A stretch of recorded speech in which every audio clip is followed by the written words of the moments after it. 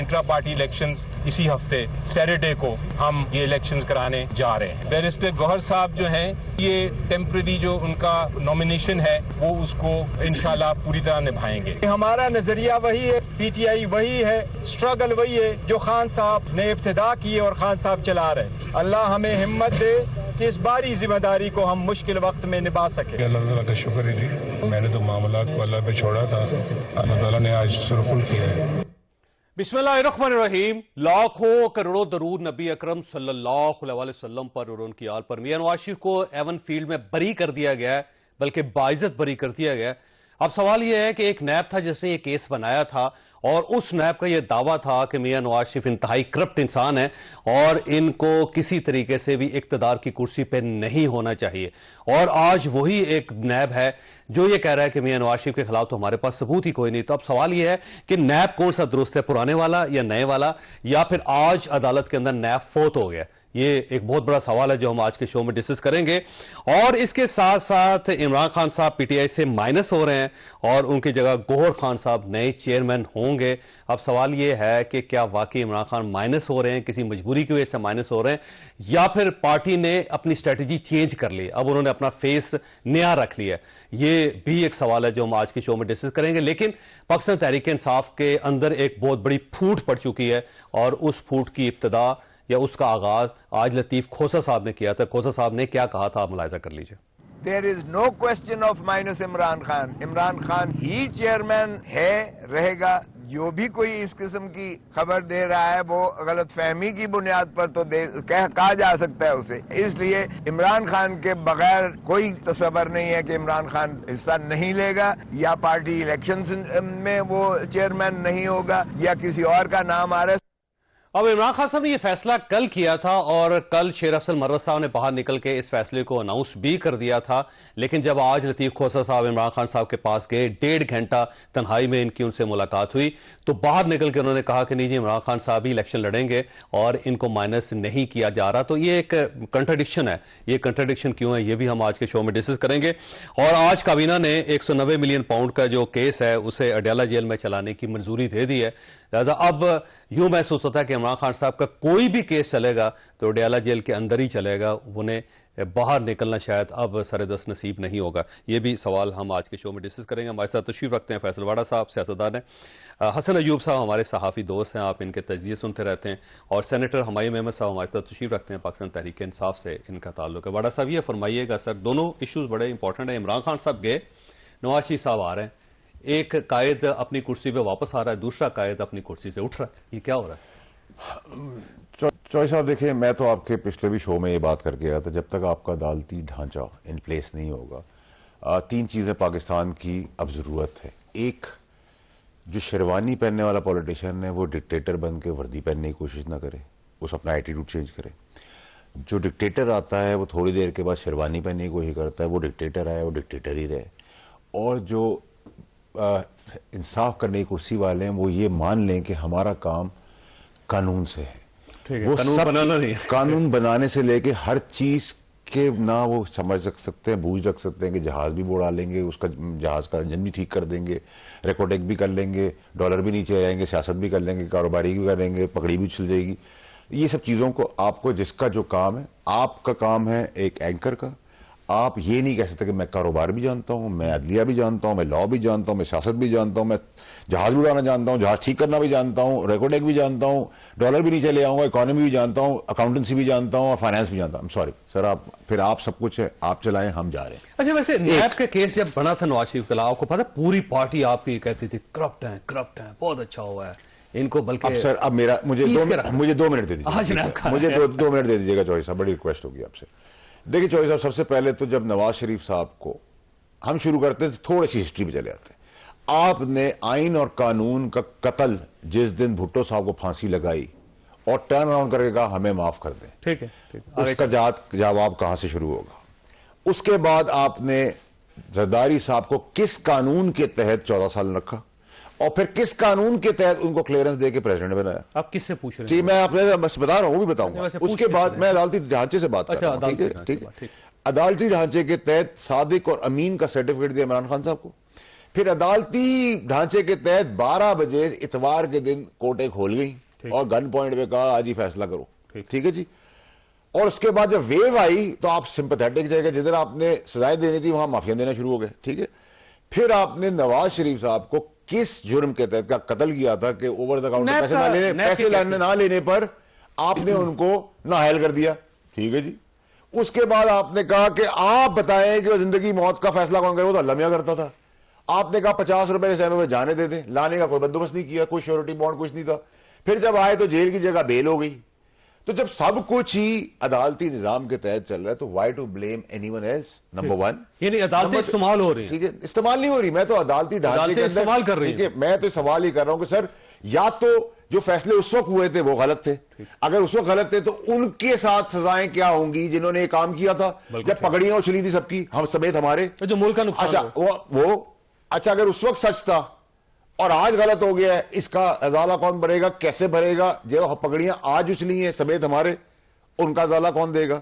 तो पहले तो मुझे बताइए बंदर बांट ये खेल कब तक खत्म होगा कि आप कभी काला कर दे, कभी सफेद कर दे, कभी क्वालिफाई कर दे, कभी डिसक्वालिफाई कर दे, कभी आप जेल में डाल दे, कभी बैरून मुल्क भेज दे, कभी बुला लें, कभी जहाज के केस में उड़ा दे, कभी किसी के केस में उसको बरी कर दे, फिर केसेस बना दे, बोले ये काफिर है, ये झूठा है, ये बेईमान है, ये चोर है, करप्ट है, फिर आगे करके कुर्सी में चला जाए। नस्ला टावर आप गिरा दे। बहुत जबरदस्त काम आपने, तारीख पे इतनी अच्छे तारीखी फैसले आ रहे हैं कि पाकिस्तान अंधेरों की तारीखों में जा रहा है। लेकिन नस्ला टावर आप पकड़ लें, नस्ला टावर के अंदर जिस बिल्डर ने बनाया उसका कुछ नहीं हुआ, जिसने एनओसी दी उसका कुछ नहीं हुआ, वो भी बाहर चला गया, जिस बैंक में नहीं किया उसका कुछ नहीं हुआ, जिस लीडर के तहत हुआ उसका कुछ नहीं हुआ, जिस मिनिस्टर के नीचे था उसका कुछ नहीं हुआ। जो गरीब ने ईंट ईंट ईंट बनाकर वो घर बनाया था उसका घर गिरा के सड़क फेंक दिया। बददुआएं आए। तो आज आप ये समझते हैं कि अदालत का और इंसाफ का कत्ल हुआ बेसिकली?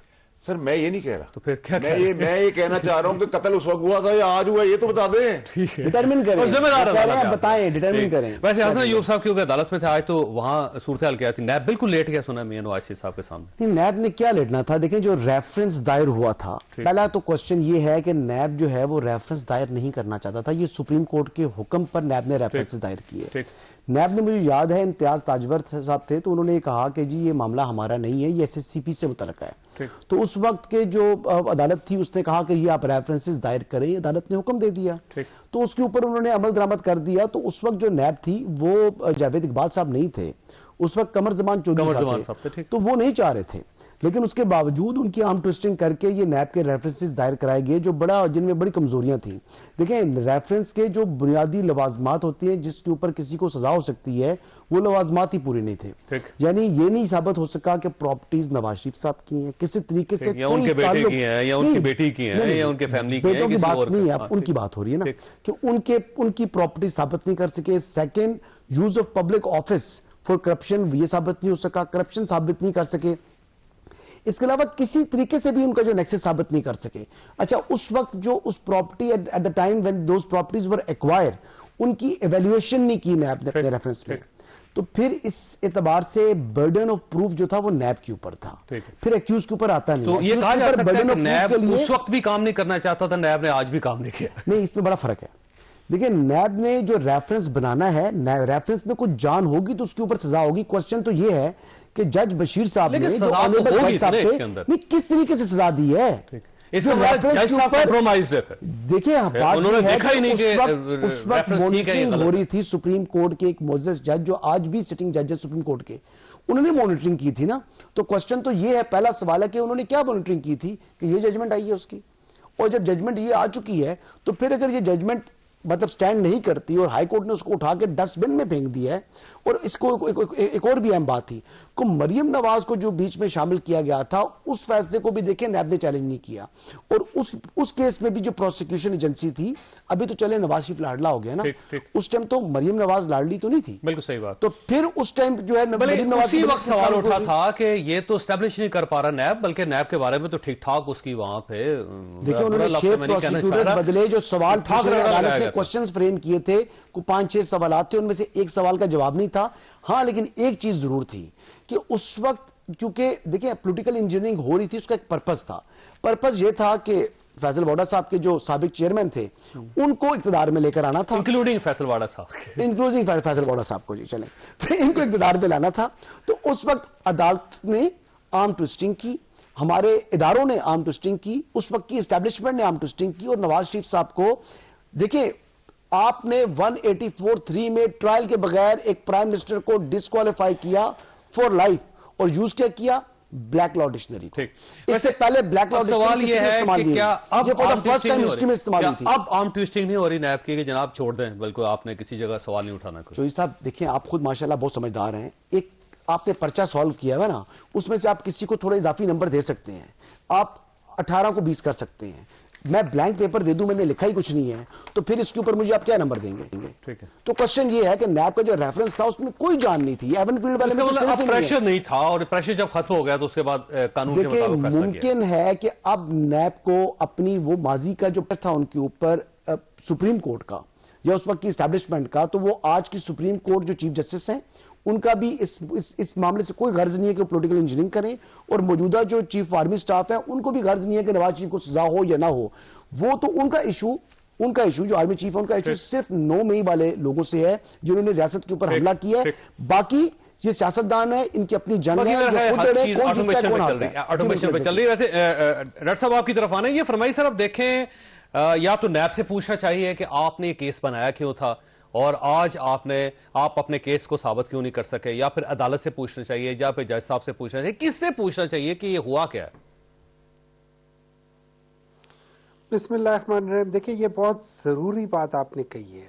इर्रिस्पेक्टिव ऑफ किसने मैन्यूवरिंग कर रहा था, कौन कर रहा था, क्या था, जो कर रहा था, चाहे वो उस जमाने के चीफ ऑफ आर्मी स्टाफ थे, चाहे वो ISI के चीफ थे, चाहे वो सुप्रीम कोर्ट के जज थे, चाहे वो हाई कोर्ट के जज थे, चाहे वो नैब खुद था, जो भी था, अगर आपने आज ये बता दिया है कि वो फैसले गलत थे, तो फिर सवाल उठता है कि एक आदमी ने इतना सफ़र किया है, एक मुल्क ने सफ़र किया, बिकॉज ऑफ दिस थिंग उसकी कोई कंसिक्वेंसेस हैं। तो अगर उस वक्त गलत था, तो जिन लोगों ने गलत किया था उसको सजा क्यों नहीं देते? उनको बुला के उनको एक दफ़ा कड़ी से कड़ी सजा दे, उनको नेम एंड शेम करें। जब आप नेम एंड शेम करेंगे तो ये डेटरेंस क्रिएट करेगी। जब ये डेटरेंस क्रिएट करेगी, आगे कोई नहीं करेगा। और ये याद रखें, ये चीजें इस पे नहीं होती कि जी आज फलाना है वो है। हमेशा जो लोग ये कर रहे होते हैं वो किसी ना किसी वजह से जस्टिफाई भी कर रहे होते हैं।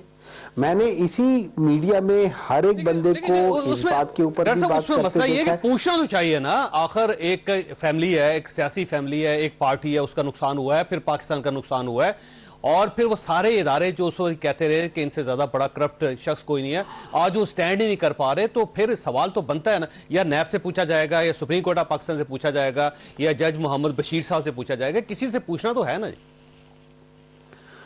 देखिए, आप बिल्कुल सही कहते हैं, लेकिन एट द सेम टाइम मैं मिसाल के तौर पे कहता हूँ, ये जो इत्तेफाक फाउंड्री बनी थी, अब अगर आप थोड़ा सा पीछे चले जाते हैं, ठीक है, इत्तेफाक फाउंड्री बनी थी, ये 1937 में बनी थी, 7 भाइयों ने मिलकर बनाई थी। उनमें से मियाँ शरीफ साहब एक भाई थे। इन लोगों ने 1990s में इन्होंने सेपरेट किया था।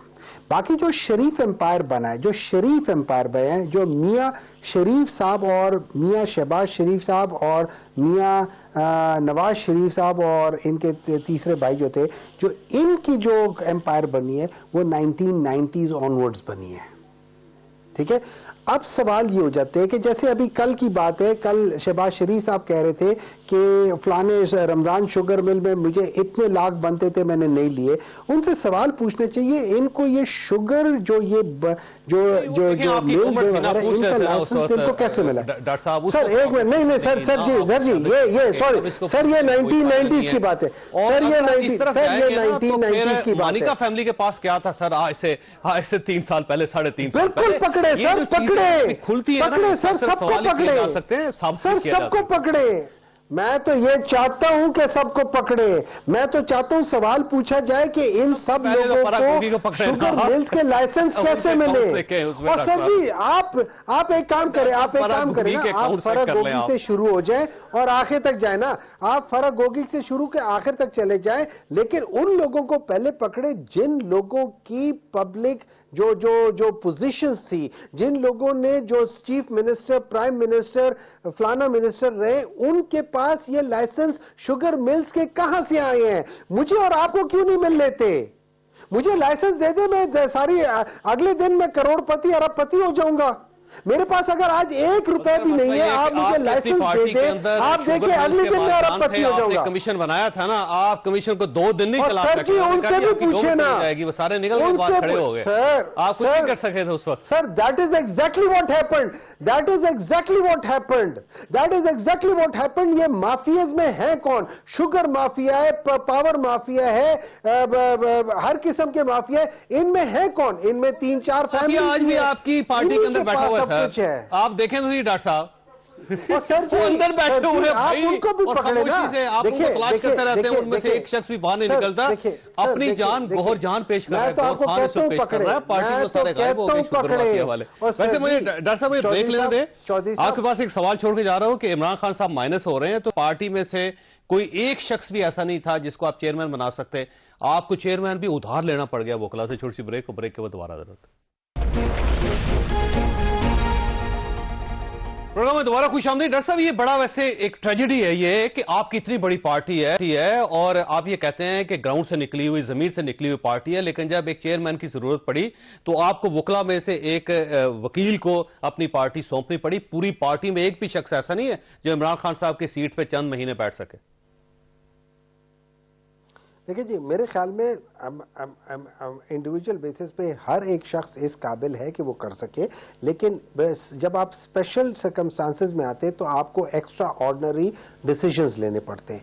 मैं ये समझता हूँ कि एज ऑफ नाउ जितने भी पॉलिटिशियंस हैं, कहीं ना कहीं किसी न किसी जगह पे उनके साथ जरा प्रॉब्लम हो जाती है, तो इस सूरत में आप ऐसे किसी बंदे को नॉमिनेट कर दें जो कि कल को किसी वजह से डिस्क्वालीफाई हो जाए और उसके हाथ से इशू हुए टिकट बाद में पार्टी जो सिंबल है वो ना मिल सके, उसके लिए एक ऐसे शख्स को चुनना कि जिसकी डिस्क्वालिफिकेशन पे क्वेश्चन होना नामुमकिन नहीं है, जिसकी इंटेग्रिटी पे तो सवाल होती है। हमारे टिकट्स पे साइन हमारे बहुत हमारे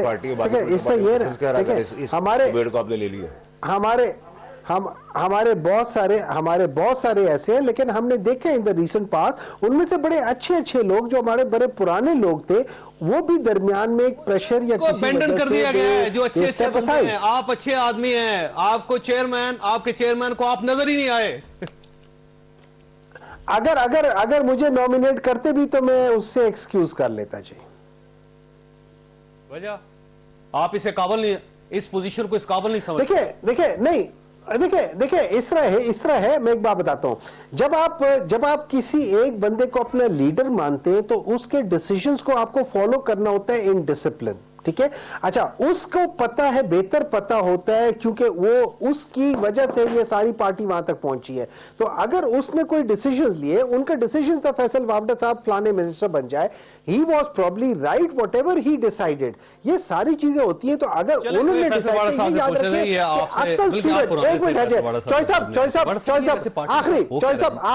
आखिरी 10 सेकेंड। देखिए, वैसे तो चौधरी साहब पार्टी इमरान खान साहब का नाम है और इमरान खान साहब ही पार्टी है, तो इसमें तो कोई दो राय नहीं होनी चाहिए, ना किसी कोई लीडर था ना है। और इस डिसीजन के बाद तो सबको उनकी औकात भी पता चल गई है। जो आए हुए थे बड़े गद्दा नशीन भी थे, बहुत सारे चौधरी, ठीक है। तो मेरी बात तो सुने ना सर, तो किसी के खाते नहीं गया, नंबर 1। नंबर 2 ये कि ये तो आपको बड़ी क्लैरिटी होनी चाहिए कि जो लीडर है उसी की पार्टी है।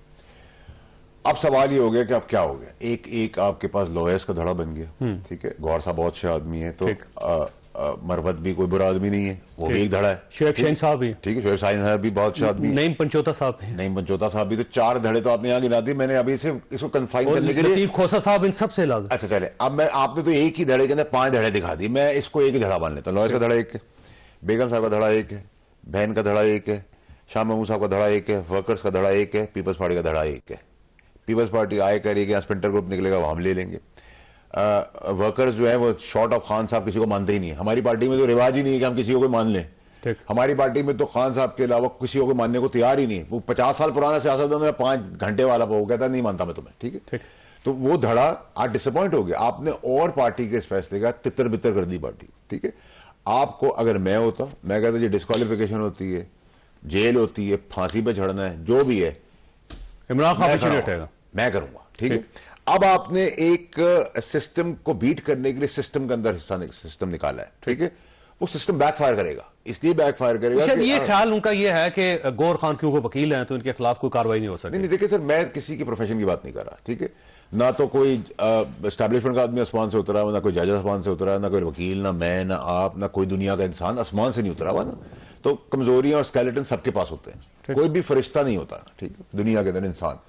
तो जब हम इंसानों की बात करते हैं वहां गलती भी होती है, कमजोरियां भी होती हैं। अब प्रॉब्लम यह है कि किसकी क्या स्पाइन है, किसकी क्या कमर है, किसका क्या कदकाठ है, किसका क्या दिल है। बड़े जिस्म होने से बड़ा दिल नहीं होता, छोटा जिस्म होने से छोटा दिल नहीं होता, ठीक है। और इस सिचुएशन के अंदर प्रॉब्लम यह है कि अगर मैं एक वर्कर हूं पीटीआई का और मैं पीटीआई को देख रहा हूं, मैं तो किसी को मानता ही नहीं खान के अलावा, ठीक है, ठीक है। अब आप मुझे कह रहे हैं छीना झपटी होगी तो गौहर साहब तो शरीफ आदमी है। इस पार्टी में तो अभी मेरी बात हो रही थी, लेफ्ट हुई बात हुई, मैंने कहा इस पार्टी में मजा ये था कि जब आप इस पार्टी में थे ना, पार्टी कभी आपके किसी मसले के अंदर खड़ी नहीं होती थी, आपको खुद खड़ा होना पड़ता था। बाकी पॉलिटिकल पार्टियां देखे ना, उनके किसी आदमी पर हाथ डाले पूरी पार्टी खड़े आए थे। हमारे वहां अकेले थे, तनहा थे, अल्लाह के सहारे थे, ठीक है। चेयरमैन को बता देते हम करने जा रहे हैं, अपना डिफेंस भी हम खुद करते थे, हम अपना कन्वर्टेशन भी खुद करते थे, हम पैसा भी अपना खुद लगाते थे, मोरल भी खुद लगाते थे, फीलिंग भी खुद लगाते थे, इमोशन भी खुद लगाते थे, असर हुजूर खुद लगाते थे। तो ये खुद सादका पार्टी थी। फर्क होगी के अलावा किसी के लिए खड़े हुए थे बस। नहीं देखिए अनफॉर्चुनेट है, देखिए हसन साहब। अच्छा वैसे खान साहब के पास ऑप्शन क्या था सर? देखिए उनका बल्ला जा रहा था, देखिए सर बल्ला जा रहा था, उन्होंने कहा कि बल्ले को बचाने के लिए खान साहब ने फैसला किया। 14-15 साल साथ गुजारे, ठीक है, और उन्होंने मुझे बहुत वैक्यूम दिया, बहुत सियासत सिखाई। वो शायद भूल गए वो जो सबक मुझे पढ़ाया था, मुझे याद रहा, इसलिए मैं किसी पार्टी में नहीं जा सका। वैसे क्या पढ़ाया था? ठीक है, जिधर मैं खड़ा हूँ प्रिंसिपल की सियासत है, टेक ऑन करना सिस्टम को, जहाँ गलत कोई करे आप उंगली उठाएं, आप चूंटी में तो प्रिंसिपल्स पर, ठीक है, प्रिंसिपल्स पर मैं रहा अपने प्रिंसिपल्स पे। अब मेरा प्रॉब्लम यह है कि मैंने जो खान साहब को समझा था वो वहां भी मैं डिसअपॉइंट हुआ लास्ट 2.5 साल में, जब आप 5 औरतों के हवाले कर दें पूरा पाकिस्तान, ठीक है, जब आप 8 आदमियों को सिर्फ अय्याशी की इजाजत दे दे, लाइसेंस दे देंगे उन्हें जो करना है, ठीक है, और बाकी जो पूरी पार्टी है, जो मिनिस्टर है या जो भी है, वर्कर्स है, एडवाइजर्स है, उनको खुदी लाइन लगा देंगे बस, ठीक है। डिक्टेटरशिप आप ले आए, जमहूरियत हटा दे। और आज जब मैंने ये फैसला सुना कि खान साहब ने कहा कि आप इसको बना दो, this is a shortcut to the system, वैसे ये भी डिक्टेटरशिप नहीं है, एक बंदे ने फैसला कर लिया कि ये ताज है, मैं अगर वो बंदा सामने नजर आ रहा है, अगर आज उनका एडवाइजर होता तो मैं आज उनको जाए कहता जी का पार्टी पे बैन लगने दे, पार्टी में वैसे ही बैन लग जाना जी, आपने इलेक्शन लड़ी, ठीक है, आपने जो करना करे मैं फेस करूंगा सब चीज। जब आप फेस करने के लिए उतरे, सब कुछ फेस करने के लिए उतरे आप, ठीक है, उससे आपकी पॉपुलैरिटी, आपका ग्राफ, आपका तगड़ापन नजर आता है। ये तो आपने वही काम किया है, पीपल्स पार्टी फंसी तो पार्लियामेंट्री पीपल्स पार्टी बना ली। हसन अय्यूब साहब ये फरमाइएगा सर, ये वैसे फैसला इमरान खान साहब का कोई ठीक फैसला है या पिछले फैसलों की तरह फैसला है? मजबूरी क्या है? ये बेसिकली पेपर वर्क करना है। उनको मालूम है कि पार्टी, गौहर खान साहब तो है, हाईजैक नहीं कर सकते। Barrister Gauhar is a very मतलब सॉफ्ट स्पोकन पर्सन, हम्बल आदमी नहीं, बुजदार साहब से बहुत बेहतर है। बुजदार साहब तो बहुत पहुंची हुई हस्ती थी जी, ये मतलब ही इज अ स्टेटमैन, इस एतबार से तो वो ठीक है, ये बात ठीक। लेकिन ये बात अगर करें तो मुझे एक बात पर बड़ा ताज्जुब हुआ। लेकिन बैरिस्टर गौहर ने आज तक इवन के यूसी का इलेक्शन, सवाल ये भी है कि बैरिस्टर गौहर साहब क्या पार्टी के मेंबर भी हैं या नहीं? मैं सर वो पार्टी के मेंबर हैं, लेकिन उन्होंने यूसी का इलेक्शन भी कंटेस्ट नहीं किया। तो 2024 के इंतखाबात में एक पार्टी जो को अपने आप को मुल्क की सबसे मकबूल पार्टी करार दे रही है, वो इलेक्शन में किसकी चेयरमैनशिप में जाएगी? जो आदमी आज तक यूसी नाजिम नहीं बना, कोई काउंसलर नहीं बन सका या उससे कंटेस्ट नहीं किया, तो उसका क्या एक्सपीरियंस होगा? पहला क्वेश्चन तो ये है।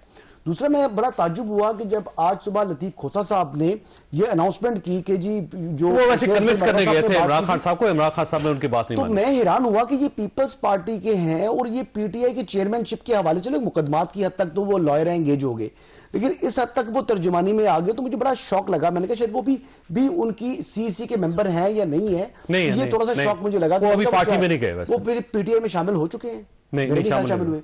अच्छा, दूसरा ये है कि जो 22 साल जिदोजहद थी, एक बंदा भी ऐसा नहीं था जिसने कोई इलेक्शन कंटेस्ट किया हो, जिसने ऑन ग्राउंड काम किया हो। ये पार्टी ग्रास रूट से निकली है, ड्राइंग रूम की पार्टी नहीं है या किसी और रूम की पार्टी नहीं है या बेडरूम की पार्टी नहीं है। आपके प्रोग्राम में ही मैं सुन रहा था, वो खातून आई थी, वो दोस्ती क्लास के हवाले से जिक्र कर रही थी, तो वो आप 200 साल पुराना इशू उठा रहे हैं। ये बड़ा रिसेंट इशू है जी, वो भी इतना पुराना नहीं है। तो मैंने कौन सी पार्टी 22 साल क्या जिदोजहद होती रही है? मैं वो जिदोजहद जो है वो सोचना चाह रहा हूँ कि वो हुआ क्या है कि भाई एक बंदा नहीं मिल सका आपको चेयरमैन के लिए, जो कि साबिक एमएनए है या साबिक सेनेटर है या मौजूदा सेनेटर है, उस बंदे को आपने नहीं अपने पार्टी टूट चुकी है सर, सदर अंदर, वाइस चेयरमैन अंदर, चेयरमैन साहब अंदर, अली मोहम्मद खान अंदर है और बाकी सब लोग वैसे अली मोहम्मद शफकत महमूद अंदर है, बहुत अच्छे किधर है वो लोग, लेकिन मेरा ख्याल है इमरान खान साहब नहीं है, वो इस काबिल नहीं समझा। शफकत महमूद साहब अपना थैला लेके गायब हो चुके हैं और अली मोहम्मद खान साहब ग्राउंड पे है, लेकिन खान साहब उनसे मुतमईन नहीं है इस वक्त। तो फिर फर्क होगी बनाते फिर? हाँ वैसे नाम तो अच्छा, वैसे क्या ख्याल है? फर्क होगी भी है ना, वो बेचारी भी थी मुझे ब्रेक लेने कौन से खिताब भी किया था मुझे ब्रेक लेने। वैसे हमारी साहब आपके पास एक सवाल छोड़ के जा रहा हूं कि आपकी पार्टी के साथ ये हो क्या रहा है सर? आप तो ये जो शाहाना पार्टियां थी, जो एक शहनशाहियत थी, उसको तोड़ने के लिए आए थे, लेकिन ये एक आदमी ने जेल के अंदर बैठे बैठे फैसला कर लिया कि मेरा ताज फलां शख्स के सर पर रख दें, और एक शख्स भी ऐसा नहीं है जो इसके ऊपर सवाल उठा सके कि जनाब ये किस बुनियाद पर आप फैसला कर रहे हैं। छोटी सी ब्रेक को दोबारा हजरत।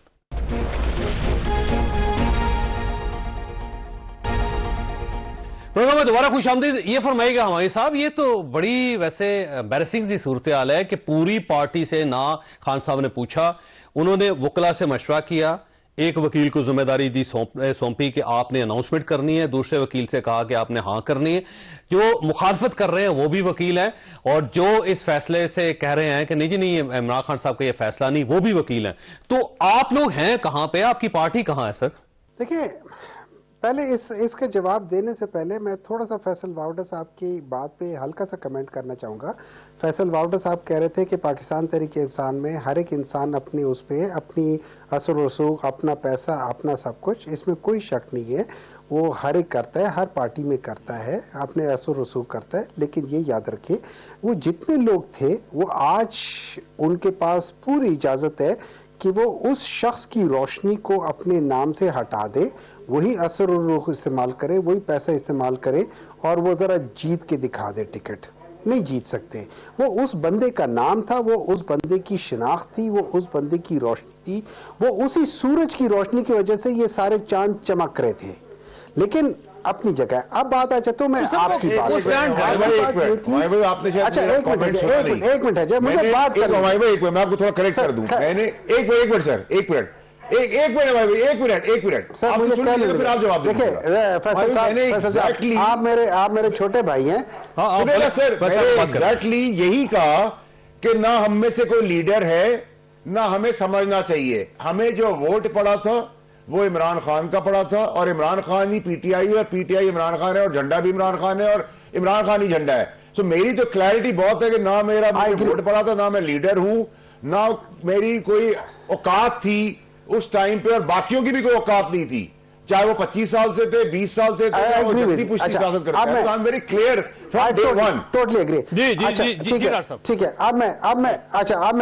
अब जो बात आपने की, देखिए इस वक्त सिचुएशन ये है कि अगर खान साहब इस वक्त बाहर होते और वहां पे पूरी एक हमारी सीईसी की मीटिंग हो रही होती, तो उसमें शायद मैं भी सवाल उठा सकता, कोई और भी सवाल उठा सकता। खान साहब के साथ पाकिस्तान तहरीक इंसाफ की लीडरशिप को मुलाकात करने की इजाजत नहीं है, खान साहब के साथ किसी और को डिस्कशन करने की इजाजत नहीं है। अब इन चीजों के फैसले दो लोग कर सकते हैं, या सीईसी कर सकते हैं, या खान साहब कर सकते हैं, कर सकते हैं। चूंकि ये एक्स्ट्रा ऑर्डिनरी सर्कमस्टांसेस हैं, इस जगह पे एक्स्ट्रा ऑर्डिनरी डिसीजन ये है डॉक्टर साहब के आपकी सीईसी की जो मीटिंग्स हैं उसके अंदर ये तक फैसला होता है कि हमने किस प्रोग्राम में जाना है, किस टीवी को हमने बाइकआउट करना है, किसके साथ क्या करना है, इतने फैसले वहां पे हो जाते हैं। शेर अफजल साहब की मुकद्दर का फैसला भी करता है, लेकिन पार्टी के मुकद्दर का फैसला सीईसी में नहीं गया। देखिए एक बार बता दूं, मैं आपको सिंपल बता देता हूं, जो चीज जब बाज चीजें आपने ये याद रखनी, बाज चीजें आपने सिपर सलार के हवाले करनी होती है, बाज चीजें अपनी सीईसी के हवाले करनी होती है। अब ये सवाल था, ये चेयरमैन का डिसीजन था, चेयरमैन ने कहा सर ये सिपा सलार नहीं है, खान साहब आपकी पार्टी के चेयरमैन है सर, ये पॉलिटिकल पार्टी है, ये कोई फौज नहीं है भाई। आपको क्या हो गया डॉक्टर साहब, ये बात है ना, आप देखिए ना, आप बात की देखिए ना, देखिए आप उसूलन तो मुझे बाल की खाल उतारनी चाहिए, आप बाल की खाल उतार रहे हैं। आपको उतारनी चाहिए, उतारे, मैं कह रहा हूं आपको ये काम मुझे ना कर रहे थे, आप खुद करें। असल यूसुफ ये फरमाइए सर, ये इमरान खान साहब के बारे में एक और फैसला हो गया कि 190 मिलियन पाउंड का जो केस है अब पटियाला जेल में चलेगा। इसका मतलब खान साहब बाहर नहीं आएंगे, जो भी केस होगा आप जेल के अंदर ही होगा। बड़े उनके थ्रेट्स है ना, उन्होंने खुद भी अब आपको देखा नहीं जिस तरह वो ऊपर सारी प्रोटेक्शन शील्ड्स लेके जाते थे, लेकिन अब तो नहीं है, कितनी एप्लीकेशन अब किस तरह खत्म हो गए हैं, उनकी जान को खतरा है। उनकी फैमिली ने लिखा कि उनको जो है वहां पर जेल में भी उनको खतरात लाक हैं, तो लिहाजा मैं तो कहता हूं कि उनकी मुलाकात को भी कम करना चाहिए और उनका खाना भी जो है ना वो उनको बिल्कुल जेल का मिलना चाहिए खाना। वैसे भी खाना भी बंद करवा दें, खाना उनको वैसे भी भुना हुआ जो है वो देसी मुर्गा भुना हुआ जो है वो उनको सर मिले ना, मैं कौन सा इनकार कर रहा हूं, तो खाना भी वहां से मिले और उनकी मेल मुलाकात कम करनी चाहिए, क्योंकि देखिए जेल के अंदर वो रियासत की जो जिम्मेदारी के ऊपर है। अगर उनकी जान की हिफाजत रियासत की प्राइम ड्यूटी है तो आप हंस रहे हैं। नहीं, मसला ये है कि कल तक आप लोग ये कहते थे कि वो जेल नहीं काट पाएंगे, वो उनके अंदर इतनी हिम्मत नहीं है कि जेल बर्दाश्त कर सके, अब वो बर्दाश्त कर रहे हैं, तो आप कह रहे हैं जेल में आपने सरफराज भुट्टी साहब का बयान सुना है कि वो आज भी लाडले हैं सिस्टम के, वो आज भी उनको जेल में जो सहूलियात मिली हैं वो आज तक किसी को नहीं मिली। यानी बेनजीर साहिबा जेल में गई, उनको ये सहूलत नहीं मिली, उनको कोई एक्सरसाइज की साइकिल मिली थी, नहीं मिली। अच्छा, नवाज शरीफ साहब को मिली, देखिए मियां साहब को तकिया तक नहीं मिला, जो तकिया रखते हैं सर नीचे, बाद में मियां साहब को घर का खाना मिलता रहता था, रोज खाना जाता था। शहबाज साहब को तो उन्होंने कहा कि गाड़ी में नहीं आपको लेके जा सकते, उनको जो वैन थी उसमें लेके जाते थे। तो इनके लिए तो जब ये हिरासत में थे तो सुप्रीम कोर्ट ने कहा कि इनको मर्सिडीज बेंज में लेकर आए, तो लाडले तो हैं चेयरमैन तहरीक इंसाफ, साबिक चेयरमैन तहरीक इंसाफ। तो अब आपका ख्याल ये है कि जो भी केस चलेगा, केस भी बनेगा, तो बहरहाल ये फैसला जेल के अंदर है। जी जी, पर साहब इस वक्त एसी की जरूरत ही नहीं सर, एसी भी मिल जाएगा, है नहीं ना, बाकियों को एसी क्या देखें। आप बात कर रहे हैं, आप भुगती साहब की बात कर रहे हैं और आप भुगती साहब की बात पे यकीन कर रहे हैं, खुदा का खौफ कर। भुनावा देसी घी में भुना हुआ मटन, देसी घी में भुना हुआ जो है उनको जो है वो देसी मुर्गा मिलता है। ये कौन से कैदी को आज तक मिला है सरकार की तरफ से? डीडा साहब, सर जी मेरी बात सुनिए, सारा खाना उधर का खाते हैं, सिवाय चिकन के, बाकी सारा खाना उधर के खाते हैं, दाल भी उधर की खाते हैं, रोटी भी उधर की खाते हैं, अगर चावल हो तो वो भी उधर की खाते हैं, अगर मटन हो वो भी उधर, सिर्फ मुर्गी, और मुर्गी वो इसलिए नहीं खाते, उन्होंने आज तक जिंदगी में ब्रॉयलर चिकन कुकड़ी नहीं खाई, वो ब्रॉयलर कुकड़ी नहीं खाते हैं। अब उसके लिए उनके अपने वो हैं, ठीक है, उन्होंने कहा मैं इसके पैसे दूंगा, वो खुद पैसे देते हैं, आप और मैं उसके पैसे नहीं दे रहे, फॉर योर काइंड इंफॉर्मेशन, और उनको सी क्लास मिली हुई है, उनको कोई ए क्लास नहीं मिली हुई है। और भुगती साहब जो कह रहे हैं आई टोटली डिसएग्री, बिकॉज जो लोग उनसे मिलकर आए हैं उन्होंने बताया हुआ है कि उनके कंडीशन जो है that is not according to, जैसे मियां नवाज शरीफ साहब थे जिनका एसी लगा हुआ था, जिनको पलंग मिला हुआ था, इनका वो सिस्टम नहीं है। आप पहले जाके खुद इसको कंफर्म करें और फिर बात कराई थी उमरता बंदियाल साहब की, वहां से बात जो है ना आप वो भूल गए मेरे ख्याल से, ये तो अटॉर्नी जनरल ऑफिस से जमा कराई थी। अच्छा, वैसे मुझे ब्रेक लेने थे, फैसल वाडा साहब आपके पास एक सवाल छोड़ के जा रहा हूं कि इसका मतलब कि जो इलेक्शंस हैं उसमें इमरान खान साहब जेल से बाहर नहीं आ सकेंगे, और अगर जेल से बाहर नहीं आएंगे तो फिर इलेक्शंस का फायदा क्या होगा? छोटी ब्रेक के बाद दोबारा जरूर प्रोग्राम में दोबारा खुश आमदीद। वाड़ साहब ये फरमाइएगा सर, ये तो सारे केस अब ज़ाहिर है जेल के अंदर ही होंगे, वहीं पे ट्रायल होगा इमरान खान साहब का, तो अब अगर खान साहब इलेक्शन में नहीं होंगे तो फिर इलेक्शन की क्रेडिबिलिटी क्या होगी, फिर ये इलेक्शन का क्या फायदा होगा, फिर वही कंफ्यूजन, वही क्यास। देखिए जॉय साहब, आप तो मेरे से बहुत ज्यादा तजुर्बेकार हैं। इस मुल्क के अंदर मुर्दे का वोट डलता है, मुर्दे का वोट काउंट होता है, मुर्दे का वोट का फैसला आता है 3-4 इलेक्शंस के बाद। तो जब ये हम जीत रहे थे 18 में, तो हम यही बात मियां साहब के लिए कर रहे थे, ठीक है। तो यहाँ कौम और इसका पब्लिक का तो कोई प्रॉब्लम है नहीं, इसको तो कोई, ये तो बंदरवांट है, ये तो एक दुकान है जिधर आप जाके सियासत खरीदते हैं, ठीक है, और जब खरीद लेते हैं तो फिर आप व्यापार करते हैं, और व्यापार जब करते हैं तो फिर अंजाम होता है, थोड़ी देर का होता है, एक प्ले आता है, उस प्ले के अंदर वही किरदार है। जब तक किरदार नहीं हटेंगे, ये कैरेक्टर्स नहीं हटाएंगे, हमारा प्रॉब्लम ये है कि हमारी दूध भी आप फ्रिज में रखें ना तो कुछ महीनों बाद फट जाता है, कुछ हफ्तों बाद, कुछ दिन बाद, कुछ घंटों बाद। हमारे वहाँ प्रॉब्लम है कि लीडर्स का प्रॉब्लम ये है कि ये 70-80 साल के बाद भी जो है ना, बजाय पोते पोतियों से खेलें, तस्बीह पढ़ें, गुनाहों की माफी मांगे, कब्र में बड़ी जाने का दुनिया में इंतजार सर करें। ऐसा है सर। देखिए अमेरिकन प्रेसिडेंट को देख लें, आप पुतिन को देख लें, सर मैं कनाडा के प्राइम मिनिस्टर को क्यों ना देखूं, मैं ओबामा को क्यों ना देखूं, मैं वो आप को देख लें, इंडिया को देख लें। मैं आपकी मिसालों से क्यों चलूं, मैं वो 36 साल, टर्की को देख 44 साल, 42 साल, और मेरे सऊदी अरेबिया को मेरे देख लें, मसले यूएई को मेरे देख मसले लें, जो है यूरोप को देख लें, सर, मेरे मसले जो है, मुझे आप किंगडम दे रहे हैं, मेरे मसले तो किंगडम से ही बदतर हो गए। देखिए ना, मेरा मसला चलती शख्सियत सर, मेरे लिए गधा जो है वो काबिल इज्जत है, मैं कुछ कंधे बिठाऊंगा, सर पे बिठाऊंगा, अगर वो मुझे रोटी कपड़ा मकान बिजली का बिल नौकरी लाइट और एजुकेशन दे दे। और मेरे लिए घोड़ा गधा है, लेना था ना भाई, तो मैं ये तो कह रहा हूं कि अभी एक निजाम चल रहा है, मेरी जाती राय, ठीक है, मैं एक निजाम चल रहा है, इस निजाम के अंदर एक आदमी जिसके आज 1 साल पूरे हैं, सिपा सलार है हमारा, चीफ ऑफ आर्मी स्टाफ है, आसिम मुनीर साहब है, उसने डॉलर नीचे करके दिखाया, उसने आम दिन की अशिया नीचे करके दिखाई, उसने स्मगलिंग होकर दिखाई, उसने डॉलर नीचे ला के दिखाया, स्टॉक से आसमान से बातें करने लगा, बिलियंस ऑफ डॉलर्स आप लेके आ रहे हैं इस मुल्क के अंदर, एग्रीमेंट्स हो गए, एक अनरेस्ट खत्म है, एक कारोबारी एक आम आदमी की जिंदगी में एक भूचाल खत्म हो गया।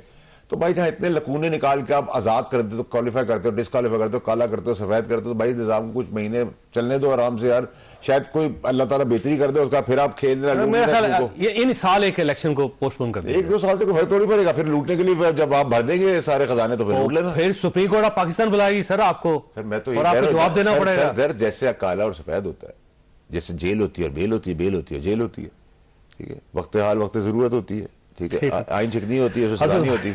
अच्छा, ये वैसे पिछले 4-5 दिनों से ना बार बार ये कहा जा रहा है कि इलेक्शन को पोस्टपोन कर दें क्योंकि स्टेबिलिटी आई है पाकिस्तान के अंदर, और अगर इलेक्शन हुआ है तो फिर दोबारा पाकिस्तान पुराने ट्रैक पे चला जाएगा। इलेक्शन हो जाएंगे सर, हाँ, मेरा भी ख्याल है इलेक्शन हो जाएंगे, इलेक्शन नहीं 8 फरवरी को हो जाएंगे वैसे। नहीं, फरवरी में मुझे थोड़ा सा है, आगे जाएंगे सर। मेरी तो जून की ट्वीट है, आप देख लें, रिकॉर्ड के ऊपर मौजूद जून में तो बजट आता है। मैंने जून में ट्वीट किया था, पिछले जून की बात, पिछले जून में मैंने ट्वीट किया था कि ये जो इंतखाबात होंगे वो मार्च में होंगे। तो मैं आज भी अपनी खबर पर कायम हूं। देखिए, मार्च के अंदर तो आपने सेनेट के इलेक्शन करवाने हैं सर, इसका मतलब सेनेट तो फारग हो गया ना, फिर कौमी असेंबली है नहीं, सेनेट भी है। वो चीफ जस्टिस साहब ने एक हदायत की हुई है कि अगर मुझे कोई शुबा है तो अपनी अहलियत से बात करूं। तो बात यह है कि मैंने जो ट्वीट वो पहले का किया हुआ है, मैंने ट्वीट जो है ना वो जून का किया हुआ है, इसलिए मुझे उससे बात करने के लिए थोड़ी सी रिलैक्सेशन है। बाकी तफसील क्यों मार्च में होंगे वो भी मेरे पास मौजूद है, लेकिन अभी मैं ऑन कैमरा बोल नहीं सकता। नहीं, वैसे तो अब जाहिर है जब सुप्रीम कोर्ट ऑफ पाकिस्तान का फैसला आ गया, इलेक्शन कमीशन ने डेट दे दी, तो अब मेरा ख्याल है डाउट कोई नहीं होना चाहिए। पता नहीं क्यों डाउट पैदा हो रहा है। डाउट नहीं, मैं तो अपनी खबर पर कायम हूं। मेरे हिसाब से मार्च में इलेक्शन है सर। तो कैसे, वो समझ नहीं आ रही वैसे वजह बस देखिए, अगर 8 फरवरी और मार्च के दरमियान क्या फर्क है? ज्यादा फर्क नहीं, ये तो मैं कह रहा हूँ। तो महीने में क्या फर्क पड़ जाएगा? ये डॉक्यूमेंट हो रहा है ना आपका प्रोग्राम, देख लीजिएगा। नहीं, आपकी खबर है, आपका तजिया है, मेरी खबर है, आपका ख्वाब है, आपकी ख्वाहिश है। मैं जून में ये खबर दी थी, 4 जून 2023 को मैंने ये खबर दी है। मैं आज तक उस खबर के ऊपर कायम हूं। मैं कह रहा हूं इलेक्शन मार्च 2023 में होंगे। और ये वैसे, और ये भी कह रहे हैं कि पीआई की आपका डिले होती है। आपका आइडिया था ये वैसे बेसिकली कि मार्च में जाएगा, लेकिन मेरा ख्याल, मैं आज भी कहता हूं कि 8 फरवरी को इलेक्शन हो जाएंगे। चलिए, अल्लाह करे हो जाए जी, लेकिन मुझे तो लग रहा है कि मार्च में होंगे। मैं अपनी खबर पर खड़ा हूं। ठीक हो, डॉक्टर साहब आपकी तरफ आना है सर। ये अब इलेक्शन सूट करते हैं आपको, ये नहीं करते? क्योंकि पीटीआई की तरफ से भी ये कहा जा रहा है कि अगर आगे हो जाए तो फर्क कोई नहीं पड़ता, क्योंकि आपकी पार्टी के अंदर बाकायदा एक बहुत बड़ा सेक्टर है जो ये चाहता है कि इलेक्शन पोस्टपोन हो जाए। देखिए, मुझे उस फैक्टर का नहीं पता पाकिस्तान तहरीक इंसाफ के अंदर का जो ये समझता हो कि इलेक्शन डिले हो जाए। मैं ये समझता हूँ, जितना मुझे इल्म है पाकिस्तान तहरीक इंसाफ की, उसका ये जो सेंट्रल लीडरशिप का है, हम सब चाहते हैं इलेक्शन हो जाए। उसकी 2 वजूहात हैं। एक, हमें आप इसे जो मर्जी कहते हैं, लेकिन हमारा ये ईमान है कि ग्राउंड में हमारे पास सबसे ज़्यादा सपोर्ट है। जिन लोगों के आके वोट डालना है वो हमारे पास सबसे ज़्यादा है, और हमें सूट करता है इलेक्शन। ठीक है, ज़्यादातर देखिए, अगर मैं आपको एक और बात बता देता हूँ कि अगर आपने पाकिस्तान को आगे बढ़ाना है तो हमने इस डेमोक्रेटिक प्रोसेस को लेकर चलना है, इसको रोकना नहीं है। उसके लिए अगर हमें किसी एक आध को थोड़ा बहुत इधर उधर कुर्बानी भी देनी पड़े तो उससे कोई फर्क नहीं पड़ता, लेकिन प्रोसेस शुड कंटिन्यू। मैं आपको एक मिसाल देता हूं, मैं पहले भी एक आध प्रोग्राम पे देखा। डॉक्टर साहब, मैं मालूम चाहता हूं, ख्वासत प्रोग्राम का वक्त खत्म हो गया है। एक चीज याद रखिएगा कि अगर इलेक्शन नहीं होंगे तो पाकिस्तान चल नहीं सकेगा, लिहाजा इलेक्शन हर सूरत टाइम पे होने चाहिए और साफ और शफाफ होने चाहिए। अल्लाह ताला आप और आपके अहले खाना को किसी मुसीबत से महफूज रखे। अल्लाह हाफिज।